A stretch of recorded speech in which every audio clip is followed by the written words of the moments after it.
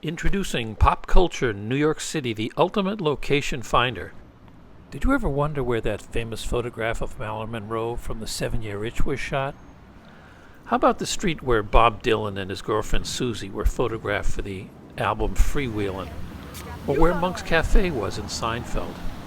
Well, you can find the location to all these places and 2,000 other New York City pop culture landmarks in the book Pop Culture New York City, the Ultimate Location Finder by Bob Egan.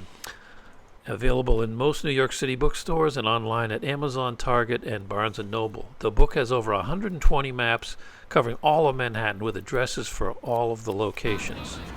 You can see the red steps in Times Square where Jay-Z and Alicia Keys sang Empire State of Mind at 47th Street. And you can visit the bitter end where countless music and comedy legends, including most recently Lady Gaga, pictured down on the left, got their start. Or use the maps to go down to the Bowery to see CBGB's, the legendary punk rock club, now a clothing store, but full of punk memorabilia. Or go to the Upper West Side to see one of the only statues to survive the bombing at Hiroshima. Or go to the main library at 42nd Street to see the actual Winnie the Pooh dolls that the books were based on. The book has 2,000 locations, movie and TV locations, music venues, record album locations, celebrity residences, literary landmarks, superheroes, Broadway theaters, comedy clubs, jazz clubs, famous sculptures and buildings, sports legends, history spots, and offbeat places. So let's look at some Greenwich Village locations. On the movie locations map, you can visit Vlasic's Bar where Crocodile Dundee and Godfather 2 were filmed, or see where the restaurant was from when Harry Met Sally. Over in the West Village, you can see the location for Raging Bull, Wait Until Dark, and Autumn in New York, and everyone's favorites, the TV show Friends at Bedford and Grove.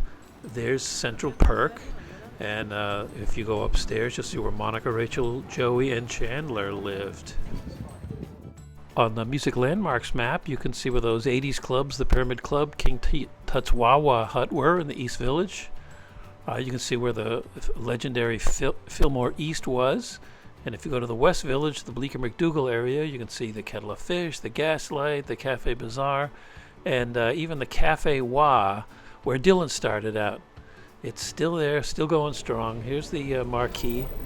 And if you get in close at the front door, you can see a picture of Dylan himself and a list of other people who used to play at this bar. For the record album cover map, you can see where Led Zeppelin's Physical Graffiti was taken, and you can see where Billy Joel's Turnstiles album cover was taken. And then we go over to the West Village. You can see the location for Neil Young's After the Gold Rush, where he's walking down the street in New York City. Oh, there he is right there.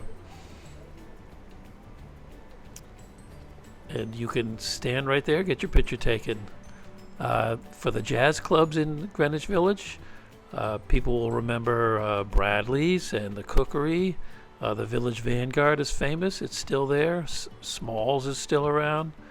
And then down here you can see the Blue Note Jazz Club. That's still going strong after many years.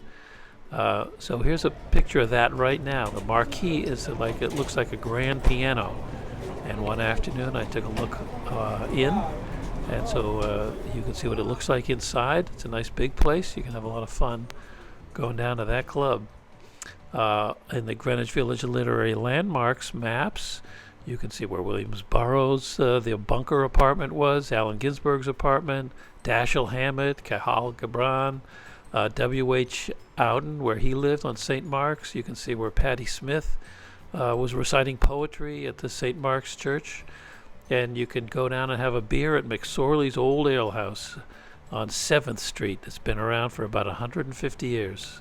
And we're going to take a look inside. Nothing has changed in about 150 years. So it's a cool place to go when you're visiting New York City. So the book covers Times Square. It covers all the way down to Wall Street. It goes all the way up to Harlem. It's got Central Park in it. 2,000 different spots. If you're coming to New York or if you live here, it's something that you're going to want to check out.